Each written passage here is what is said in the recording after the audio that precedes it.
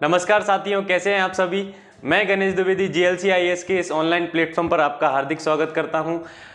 हम बायो के बारे में पढ़ रहे थे, बायोलॉजी, जिसमें हमने मानव पाचन तंत्र पढ़ लिया था हमने। और अब हम जो स्टार्ट करने वाले हैं वो कोशिका के बारे में, सेल के बारे में पढ़ने वाले हैं हम लोग। तो सेल के बारे में हम शुरू करेंगे। और हमने एक लेक्चर और पढ़ा था, जो हमने पढ़ा था, शायद हमने पढ़ा था उसमें श्वसन तंत्र के बारे में भी हमने पढ़ा था, जिसका एक लेक्चर हो गया था, एक और बचा हुआ था लास्ट लेक्चर, उसको भी हम लोग कंप्लीट कर लेंगे। ठीक है।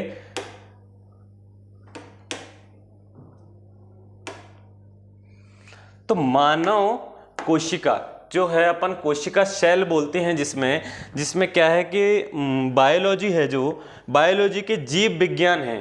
बायोलॉजी को क्या जीव विज्ञान बोला गया है। इसके जो जनक हैं वो किसको बोला गया है दोस्त? तो इसके जो जनक बोला गया है, तो आपको अच्छे से इसको याद रखना है कि इसके जनक बोला गया है, तो अरस्तु को इसको क्या बोला गया है? इसके जनक बोला गया है, अरस्तु को। ठीक है। बायोलॉजी शब्द जो है, जो वो किसके द्वारा लाया गया था? तो लेमार्क के द्वारा जो बायोलॉजी शब्द है, लेमार्क के द्वारा लाया गया था। ठीक है। अब इसमें कंफ्यूजन दूर करना बिल्कुल, और अच्छे से याद करना कि जो जीव बायोलॉजी के जो जनक कहा जाता है, तो जनक कहा जाता है किसको? अरस्तु को। किसको कहा जाता है? अरस्तु को कहा जाता है जनक। ठीक है। और जो बायोलॉजी शब्द जो दिया था, तो वो किसने दिया था? तो बायोलॉजी शब्द दिया था अपना लेमार्क ने। किसने दिया था ये बायोलॉजी शब्द? लेमार्क ने दिया था। और लेमार्क ने दिया था। अब जीव विज्ञान जो है, जो बायोलॉजी है, क्या है अपना जो जीव विज्ञान है, ये कलर देखिएगा नहीं, जीव विज्ञान है जो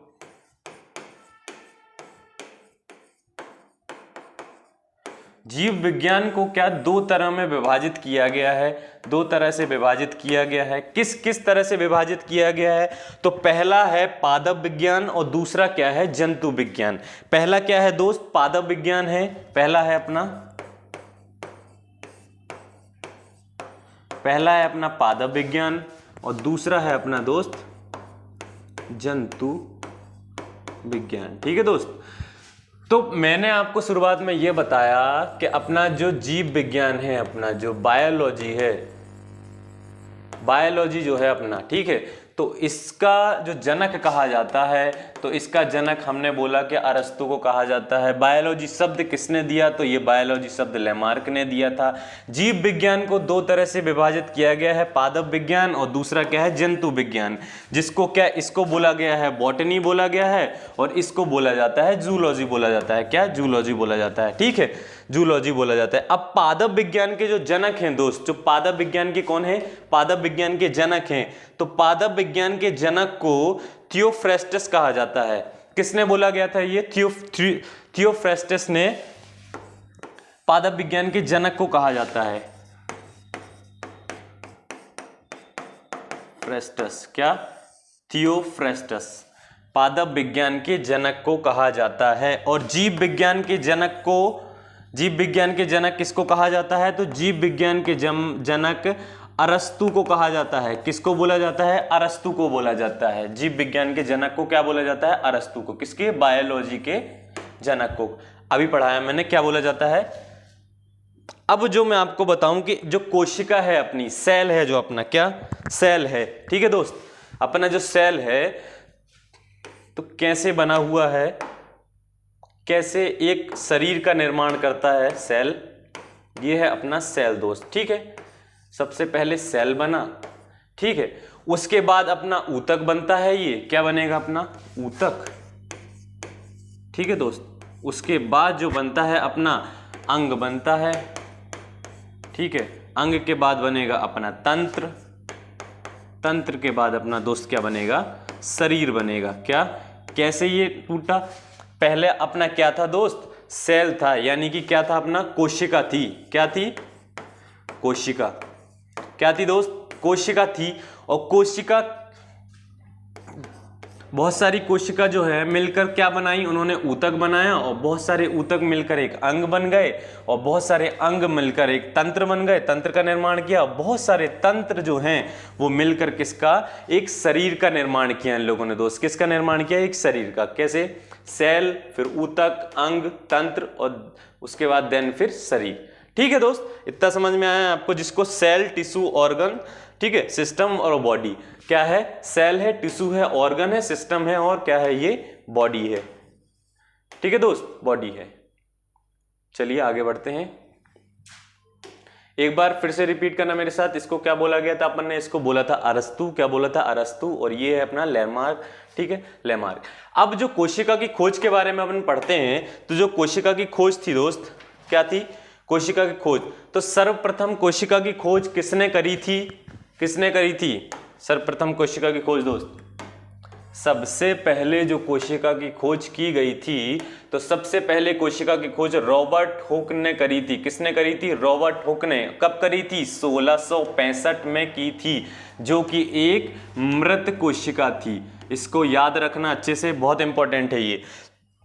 सबसे पहले कोशिका की खोज किसने करी थी, तो सबसे पहले कोशिका की खोज दोस्त रॉबर्ट हुक ने करी थी। किसने करी थी, रॉबर्ट हुक ने। ये कब करी थी, 1665 में करी थी। कब करी थी, 1665 में करी थी दोस्त। कब, 1665 में। ठीक है, कोशिका की खोज हमने शुरुआत करी है, तो कोशिका की खोज सर्वप्रथम रॉबर्ट हुक ने। एक बार और फिर से रिपीट करो, किसने करी थी, रॉबर्ट हुक ने। फिर से बोलो, रॉबर्ट हुक ने। किसने, रॉबर्ट हुक ने। कब करी थी, 1665 में। कब करी थी, 1665 में। ये कैसी कोशिका थी, जीवित थी कि मृत थी, कैसी कोशिका थी, तो यह एक मृत कोशिका थी दोस्त। कैसी थी, मृत कोशिका थी। ठीक है, जीव विज्ञान की रचनात्मक और कार्यात्मक संरचना का निर्माण करने की मूलभूत इकाई है। जो ये कोशिका है, ये कैसी है, एक रचनात्मक है, कार्यात्मक है, और संरचना का निर्माण करती है। तो बिल्कुल ये एक संरचना का निर्माण करती है दोस्त।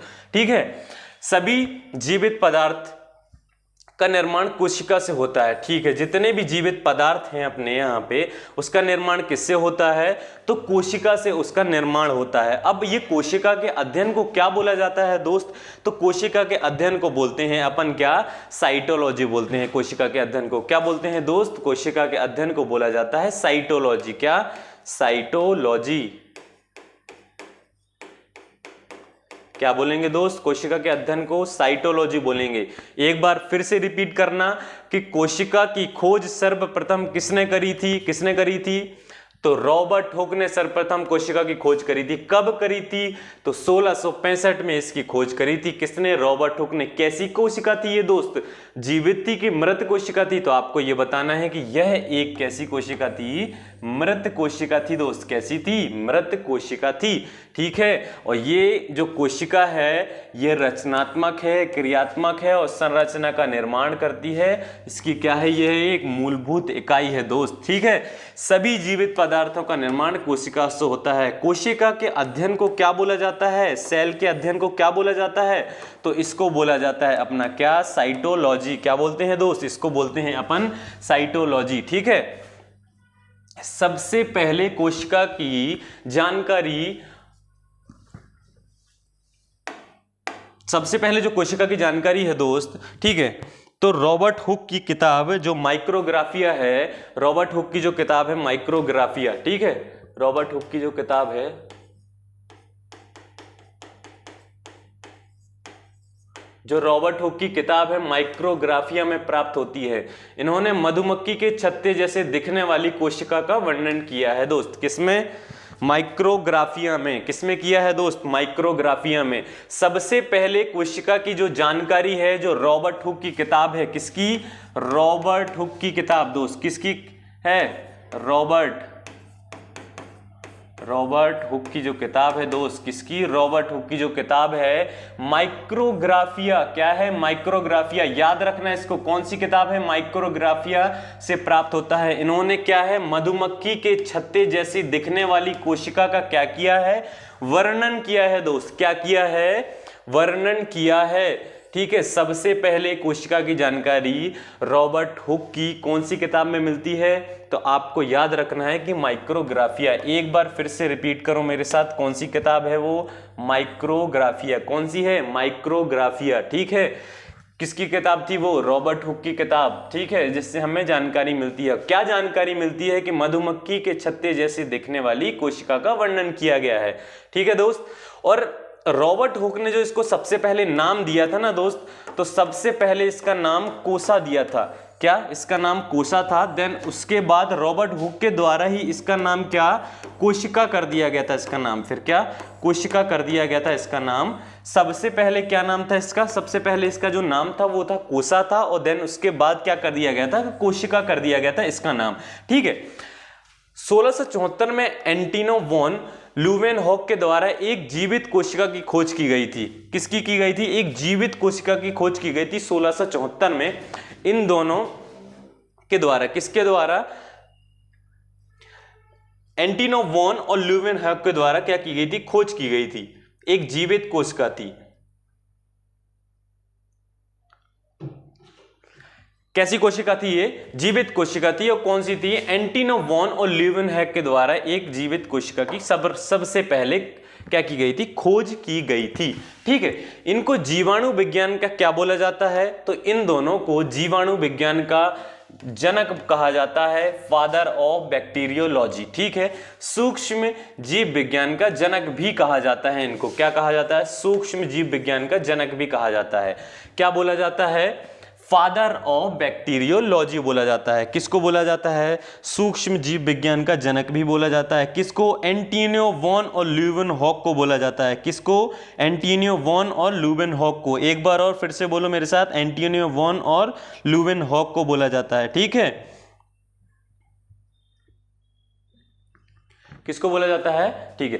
तालाब के पानी में जो स्पाइरोगाइरिया नामक शैवाल था, काई थी। क्या है ये शैवाल? काई है। क्या है? काई। तालाबों में आपने देखा होगा कि ऊपर हरे तरह की जनजाति है काई, ठीक है, जिसमें अपन फिसल जाते हैं। तालाब के पानी में जो स्पाइरोगाइरिया नामक एक शैवाल की खोज की थी इन लोगों ने, जो सर्वप्रथम कौन सी थी? जीवित सेल थी। कैसी थी? जीवित कोशिका थी। कैसी? एक जीवित सेल थी ये दोस्त। कैसी थी? जीवित सेल थी, सर्वप्रथम जीवित की। और मृत की तो उन्होंने करी थी, रॉबर्ट हुक ने करी थी सबसे पहले, ठीक है। 1674 में जो माइक्रोस्कोप के साथ तालाब के पानी में मुक्त जीवित शैवाल स्पाइरोगाइरिया कोशिकाओं की खोज की थी। कैसी थी ये? जीवित थी और मुक्त थी। 1674 में जो करी थी इन्होंने खोज, कब करी थी? 1674 में, ठीक है। 1831 में रॉबर्ट ब्राउन के द्वारा कोशिका के केंद्र की खोज की गई थी। ये सबसे महत्वपूर्ण है दोस्तों, जो है 1831 में। क्या है? 1831 क्या? 1831 में जो रॉबर्ट ब्राउन है, कौन? रॉबर्ट ब्राउन के द्वारा कोशिका के केंद्रक की खोज की गई थी। किसके केंद्रक की खोज की गई थी? कोशिका के केंद्रक की खोज की गई थी। इसको याद रखना एक बार और फिर से। रॉबर्ट ब्राउन के द्वारा किसकी खोज की गई थी? तो कोशिका के केंद्र की खोज की गई थी। कब करी थी? 1831 में खोज करी गई थी दोस्त। कब करी गई थी? 1831 में, ठीक है। कब करी गई थी? 1831 में खोज की गई थी, ठीक है। किसके द्वारा की गई थी? रॉबर्ट ब्राउन के द्वारा। किसकी खोज की गई थी? केंद्रक की। किसकी? केंद्रक की। किसकी खोज की गई थी? केंद्रक की, ठीक है। सबसे पहले कोशिका की जानकारी कौन सी किताब में मिलती है हमें? कौन सी किताब में मिलती है? तो माइक्रोग्राफिया में देखने को मिलती है। किसकी किताब थी वो? रॉबर्ट हुक की किताब थी। किसकी किताब थी? रॉबर्ट हुक की, ठीक है। जो रॉबर्ट ब्राउन के द्वारा क्या किया गया था, तो आपको बताना है कि रॉबर्ट ब्राउन के द्वारा 1831 में सर कोशिका के केंद्र की खोज की गई थी। किसने करी थी? तो वो करी थी रॉबर्ट ब्राउन ने करी थी दोस्त। किसने करी थी? रॉबर्ट ब्राउन ने। 1839 में किंजे HD मोहन ने कोशिका के एक द्रव्य खोजा जिसे जीव द्रव्य कहते हैं। क्या बोलते हैं? जीव द्रव्य बोलते हैं दोस्त, जिसको प्रोटोप्लाज्म बोला जाता है। JE पुरकुंजे, HB मोहल। क्या है? JE पुरकुंजे और HB मोहल। क्या? J.E. पुरकुंजे। ये यहां लिख देता हूं मैं, J.E. पुरकुंजे और क्या है, H.B. मोहल। ठीक है दोस्त, ये क्या है, J.E. पुरकुंजे और H.B. मोहल, जिसको क्या बोला गया है, प्रोटोप्लाज्म। किसको बोला गया है? जीव द्रव्य को। ठीक है, एक द्रव्य खोजा था जिसको क्या बोलते हैं अपन, जीव द्रव्य बोलते हैं दोस्त। क्या बोलते हैं? जीव द्रव्य बोलते हैं। 1839 में J.E. पुरकुंजे, ठीक है, और H.B. मोहल के द्वारा कोशिका के द्रव्य में एक चीज खोजा था उन्होंने, जिसको नाम दिया गया था जीव द्रव्य, नाम दिया गया था जिसको दोस्त, क्या नाम दिया गया था? जीव द्रव्य नाम दिया गया था। क्या नाम दिया गया था? जीव द्रव्य। क्या नाम दिया गया था? जीव द्रव्य। कब खोजा था? 1839 में। किसने खोजा था? J.E. पुरकुंजे, H.B. मोहन ने। एक बार और फिर से रिपीट करना, किसने खोजा था? J.E. पुरकुंजे और H.B. मोहन ने खोजा था। कब खोजा था? तो 1839 में खोजा था दोस्त। कब खोजा था? 1839 में खोजा था। ठीक है, क्या खोजा था? जीव द्रव्य खोजा था, जिसको क्या बोलते हैं अपन? प्रोटोप्लाज्म भी बोलते हैं अपन। क्या बोलते हैं? प्रोटोप्लाज्म भी बोलते हैं। क्या बोलते हैं? प्रोटोप्लाज्म। ठीक है, वैज्ञानिक स्लाइडेन 1838 तथा स्वान ने 1839 में कोशिका सिद्धांत के विषय को बताया था। ठीक है, अब कोशिका सिद्धांत के विषय को किसने बताया था? स्लाइडेन ने बताया था। और किसने बताया था? स्वान ने बताया था। किसने? स्लाइडेन ने और स्वान ने। ठीक है,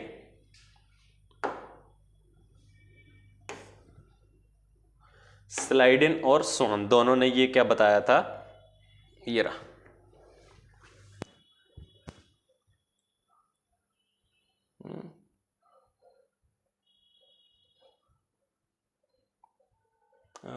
सर्वप्रथम स्लाइडेन और स्वान 1870 में रॉबर्ट ब्राउन के द्वारा कोशिका केंद्र, ये तो हो गया था अपना।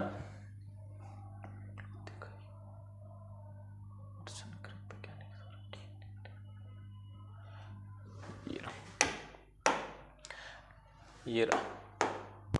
तो वैज्ञानिक स्लाइडेन और स्वान के द्वारा, स्लाइडेन 1838 और स्वान 1839 ने कोशिका सिद्धांत के विषय में बताया था। किसके बारे में बताया था? कोशिका सिद्धांत के विषय के बारे में बताया। इस सिद्धांत के अनुसार सभी पौधे तथा जंतु कोशिका से बने हैं और जीवन की मूलभूत इकाई हैं। क्या है? और जीवन की मूलभूत इकाई हैं। किसने बताया था ये दोस्त? तो बताया था स्लाइडेन ने बताया था। और किसने बताया था? स्वान ने बताया था। किसने? स्लाइडेन ने बताया था और स्वान ने बताया था। इस सिद्धांत के अनुसार सभी पौधे तथा जंतु कोशिकाओं से बने हैं और ये जीवन की मूलभूत इकाई हैं। ये क्या है? जीवन की मूलभूत इकाई हैं। ठीक है दोस्त, क्या है ये? जीवन की मूलभूत इकाई हैं। 1839 में जो बताया गया था जीव द्रव्य के बारे में, प्रोटोप्लाज्म के बारे में, तो वो कौन से दो वैज्ञानिक थे? तो वैज्ञानिक का नाम है J.E. पुरकुंजे और H.B. मोहल। क्या है? J.E. पुरकुंजे और H.B. मोहल। ठीक है दोस्त, वर्ष 1855 में रुडोल्फ नामक एक वैज्ञानिक के द्वारा कहा गया कि नई कोशिकाओं का निर्माण कोशिका विभाजन से होगा। ठीक है, अब जो ये कोशिका विभाजन है अपन बहुत डिटेल से पढ़ने वाले हैं, लेकिन एग्जांपल बता दूं कि ये कोशिका है जैसे। ठीक है, अब कोशिका, ये दूसरी जब कोशिका टूटती है ना, तो कुछ इसमें पार्टिकल एक्सचेंज रह जाते हैं, मतलब डीएनए रह जाते हैं जो सिमिलर दिखती हैं, ये दोनों एक जैसी। ठीक है, तो इसमें जो बताया गया था वर्ष 1855 में रुडोल्फ नामक एक वैज्ञानिक थे, उन्होंने कहा था कि जो कोशिकाओं का निर्माण होता है, कोशिका का जो विभाजन होता है वो किसी सिमिलर कोशिका से, मतलब ये जो ना कोशिका टूट के बनी है लेकिन इनके अंदर कुछ ना कुछ गुण एक जैसे जरूर होंगे। ठीक है, तो किसी एक कोशिका से टूटकर बनती हैं और उसमें सिमिलरिटी होती है जो जिनका विभाजन किया जाता है। वॉटसन और क्रिक नामक वैज्ञानिक के द्वारा डीएनए सिद्धांत को दिया गया double helix model.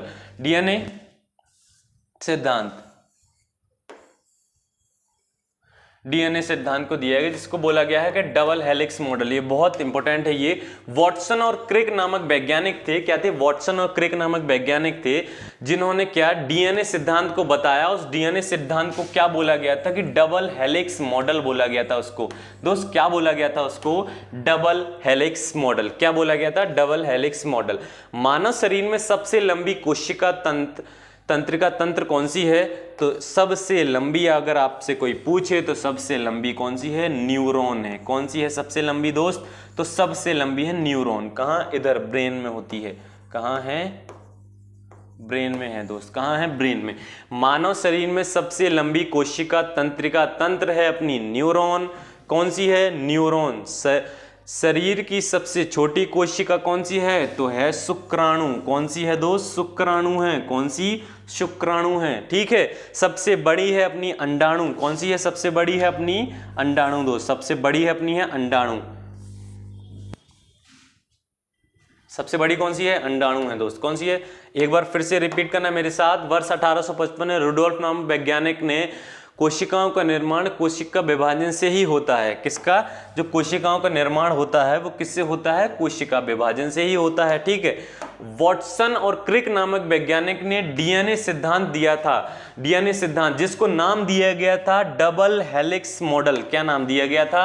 Double helix model नाम दिया गया था दोस्त। मानव शरीर में सबसे लंबी कोशिका तंत्रिका तंत्र कौन सी है? तो न्यूरॉन है दोस्त। कौन सी है? न्यूरॉन है। कौन सी है दोस्त? न्यूरॉन है। शरीर की सबसे छोटी है शुक्राणु। एक बार और रिपीट करना मेरे साथ। कौन सी है? शुक्राणु। कौन सी सबसे छोटी? शुक्राणु। ठीक है। सबसे लंबी कौन सी है? सबसे लंबी है न्यूरॉन। कौन सी है? न्यूरॉन। कौन सी है सबसे लंबी? न्यूरॉन। सबसे छोटी कौन सी है? शुक्राणु। कौन सी? शुक्राणु। सबसे बड़ी, ये लंबी बताई गई है और ये बड़ी बताई गई है दोस्त। ठीक है। इसमें कंफ्यूज मत होना। सबसे बड़ी है अपनी अंडाणु। ठीक है। क्या है अपनी सबसे बड़ी? अंडाणु है। और सबसे लंबी है अपनी न्यूरॉन और सबसे छोटी है अपनी शुक्राणु। डबल हेलिक्स मॉडल कौन से वैज्ञानिक ने दिया था? तो वॉटसन और क्रिक ने। किसने दिया था? वॉटसन और क्रिक ने। किसने दिया था? वॉटसन और क्रिक ने दिया था दोस्त। ठीक है। जीव जगत में सबसे छोटी कोशिका माइक्रोप्लाज्मा गैलेसेप्टिक है। कौन सी है? माइक्रोप्लाज्मा गैलेसेप्टिक है दोस्त। कौन सी?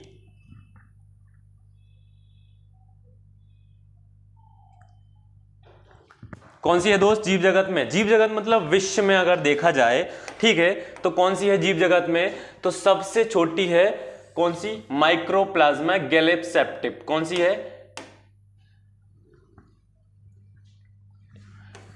गैलेसेप्टिकम। यह एक तरह का क्या होता है दोस्त? यह एक तरह का बैक्टीरिया होता है जो क्या है कि मुर्गे या मुर्गी की क्या किसमें? आंख में पाया जाता है। किसमें? आंख में पाया जाता है। ये किसकी मुर्गी होती है? जो मुर्गी की आंख में या मुर्गी की आंख में पाया जाता है। ये क्या पाया जाता है? ये एक तरह का बैक्टीरिया होता है। जीव जगत में जो सबसे बड़ी सबसे छोटी जो कोशिका है वो कौन सी है? गैलेसेप्टिकम है। वो कहां पाई जाती है? तो मुर्गी या मुर्गे की आंख में पाई जाती है। ठीक है। इसको याद रखना। जीव जगत में सबसे बड़ी कोशिका शुतुरमुर्ग का अंडा है। ये तो बिल्कुल आपको पता ही होगा। ये तो क्या है? शुतुरमुर्ग का क्या है? अंडा है। जीव जगत में सबसे बड़ा। और जीव जगत में सबसे छोटा तो कौन सी है? अपनी गैलेसेप्टिकम है। कौन सी है?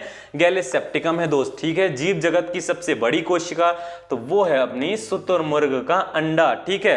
अस्थि हड्डियों के बारे में अगर पढ़ें अपन तो शरीर में पाई जाने वाली कोशिका ऑस्टियोसाइट, हड्डियों के अध्ययन को। अब ये बताओ, जो शरीर है अपना, हड्डियां हैं, हड्डियों में भी तो कोशिका पाई जाती होगी। तो हड्डियों के अंदर जो कोशिका पाई जाती है उसको क्या बोला जाता है? उसको बताओ कि उसको क्या बोलते हैं अपन। तो जो हड्डियों के अंदर जो कोशिका पाई जाती है दोस्त, उसको अपन ऑस्टियोसाइट बोलते हैं। क्या बोलते हैं उसको? अपन ऑस्टियोसाइट बोलते हैं। ठीक है। जो हड्डियों के अंदर है जो कोशिका पाई जाएगी उसको अपन बोलेंगे ऑस्टियोसाइट। क्या बोलेंगे? ऑस्टियोसाइट। इसीलिए हड्डियों के अध्ययन को क्या बोला जाता है? तो इसीलिए हड्डियों के अध्ययन को बोला जाता है ऑस्टियोलॉजी। क्या बोलते हैं दोस्त? ऑस्टियोलॉजी। जी एक बार फिर से रिपीट करना, बिल्कुल यही याद कर लेना है। ठीक है। बाद में वीडियो लिखना नहीं है, सुनना है बस। लिखो मत, सुनते रहो। और जितना मैं बोलूं उसका रिपीट करते हैं ना। क्या है जीव जगत की सबसे बड़ी कोशिका कौन सी है? तो जीव जगत की सबसे बड़ी कोशिका है, क्या है? गैलेप्सेप्टिकम। सबसे छोटी, सॉरी, क्या है? गैलेप्सेप्टिकम है। ये कहां पाई जाती है? तो ये मुर्गी, ये मुर्गे की क्या आंख में पाई जाती है। ये क्या है? एक तरह का, ये है एक तरह का बैक्टीरिया है दोस्त। क्या है? एक तरह का यह बैक्टीरिया है, बैक्टीरिया। जीव जगत की अगर बात करी जाए तो सबसे बड़ी कोशिका क्या है? तो सबसे बड़ी कोशिका है शुतुरमुर्ग का अंडा। क्या है? शुतुरमुर्ग का अंडा है दोस्त, ठीक है। अब हड्डियां हैं, हड्डियों के अंदर जो कोशिका पाई जाएगी उसको क्या नाम दिया जाएगा? ऑस्टियोसाइट नाम दिया जाएगा उसको। क्या? ऑस्टियोसाइट नाम देंगे अपन उसको। क्या? हड्डियों के अंदर जो पाई जाएगी कोशिका उसको क्या बोलेंगे अपन? ऑस्टियोसाइट बोलेंगे। क्या? ऑस्टियोसाइट। इसीलिए हड्डियों के अध्ययन को क्या बोलेंगे अपन? हड्डियों के अध्ययन को बोला जाता है ऑस्टियोलॉजी। क्या बोलते हैं दोस्त? ऑस्टियोलॉजी बोलते हैं हड्डियों के अध्ययन को। क्या बोलते हैं? ऑस्टियोलॉजी बोलते हैं हड्डियों के अध्ययन को। अब आते हैं अपन उपास्थि के ऊपर। उपास्थि में पाई जाने वाली कोशिका को कोटोसाइट कहा जाता है। क्या बोलते हैं? कोटोसाइट। और उपास्थि में भी तो पाई जाएगी। उपास्थि क्या है? आस्थि और उपास्थि क्या है दोस्त? तो उपास्थि जो है उसको बोलेंगे अपन क्या?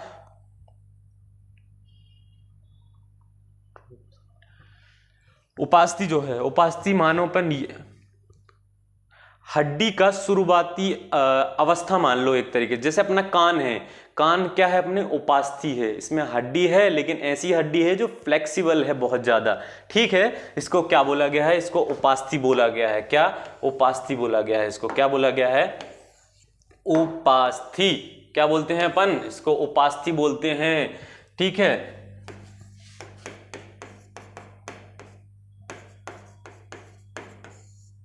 कोड्रोसाइट, उपास्थि में जो पाई जाती है कोशिका उसको कोड्रोसाइट बोलते हैं। क्या बोलते हैं उसको? कोड्रोसाइट कहा जाता है। क्या बोलते हैं? कोड्रोसाइट बोलते हैं। याद रखना, जो उपास्थि में पाई जाएगी उसको क्या बोलेंगे? कोड्रोसाइट बोलेंगे, ठीक है।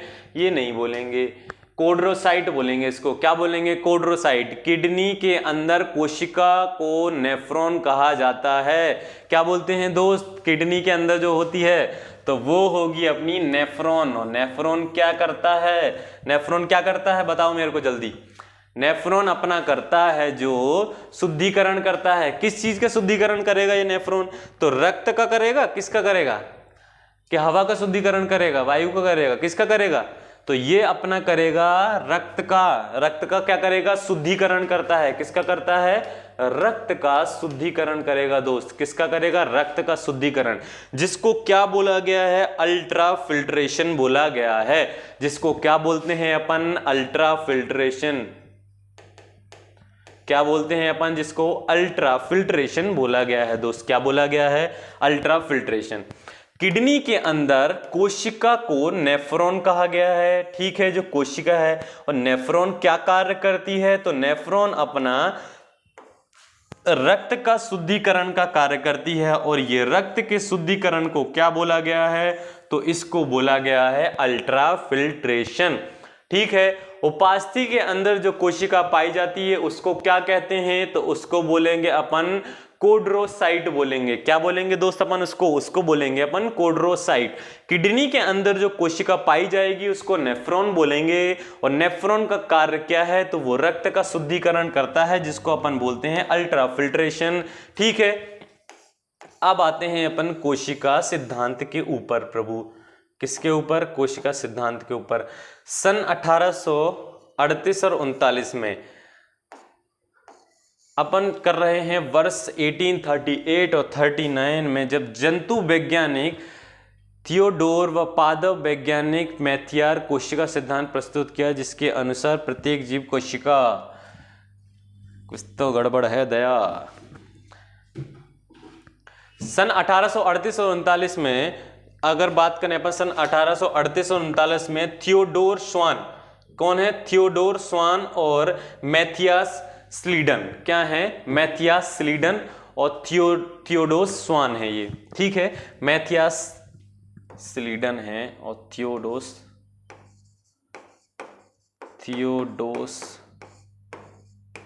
स्वान, मैथियास स्लीडन। क्या है? थियोडोर स्वान है और मैथियास स्लीडन है। 1838 और 39 में जंतु वैज्ञानिक, इन्होंने क्या किया था? कोशिका सिद्धांत दिया था। ये क्या दिया था? कोशिका सिद्धांत। और कोशिका सिद्धांत में इन्होंने बताया था कि जो प्रत्येक जीव है, प्रत्येक जीव का शरीर है वो एक या एक से अनेक कोशिकाओं से मिलकर बना हुआ है। हमारा जो शरीर है, मानव शरीर है, वो क्या एक कोशिका से मिलकर बना है? नहीं बना है भैया, बहुत सारी कोशिकाओं से मिलकर बना है हमारा शरीर। किससे? बहुत सारी कोशिकाओं। तो इसने क्या बताया? इसने बताया कि प्रत्येक जीव जो है उसका शरीर एक कोशिका से बना है या तो फिर अनेक कोशिकाओं से मिलकर बना हुआ है, एक या अनेक कोशिकाओं से मिलकर बना हुआ है। ठीक है दोस्त, आया समझ में?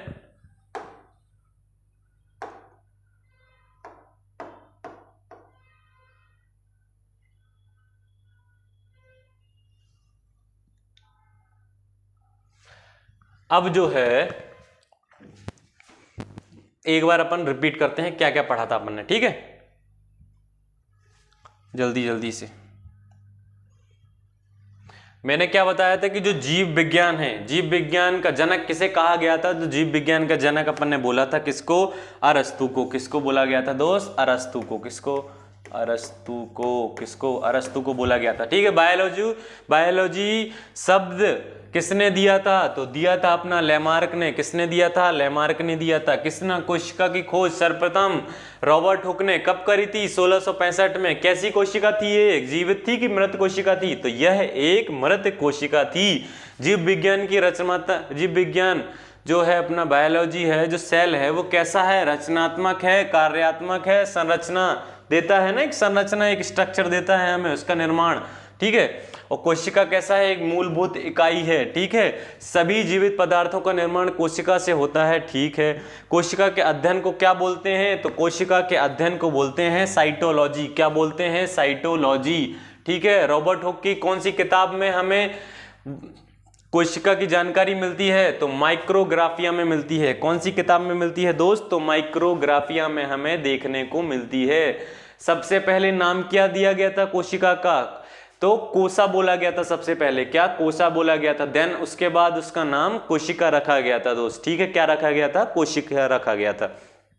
ठीक है, 1674 में एंटिनो वॉन ल्यूमेनहॉक के द्वारा एक जीवित कोशिका की खोज की गई थी। जीवित कोशिका की खोज की गई थी। किसकी? एक जीवित कोशिका की खोज की गई थी। ठीक है, याद रखना है दोस्त आपको इतना। 1831 में रॉबर्ट ब्राउन के द्वारा कोशिका के केंद्रक की खोज की गई थी। किसके केंद्रक की? कोशिका के केंद्रक की दोस्त। ठीक है, तो ये बहुत ही महत्वपूर्ण है, इसको याद रखना। फिर से रिपीट करो, 1831 में रॉबर्ट ब्राउन के द्वारा कोशिका के केंद्रक की, किसकी की गई थी? कोशिका के केंद्रक की खोज की गई थी। सिंपल है यार, बहुत ज्यादा। किसकी करी गई थी? कोशिका के केंद्रक की खोज की गई थी। ठीक है, किसने करी थी? रॉबर्ट ब्राउन ने। कब करी थी? 1831 में करी थी। ठीक है, कब करी थी? 1831 में करी थी। कब करी थी? 1831 में। इस सिद्धांत के अनुसार सभी पौधे पौधे ठीक है।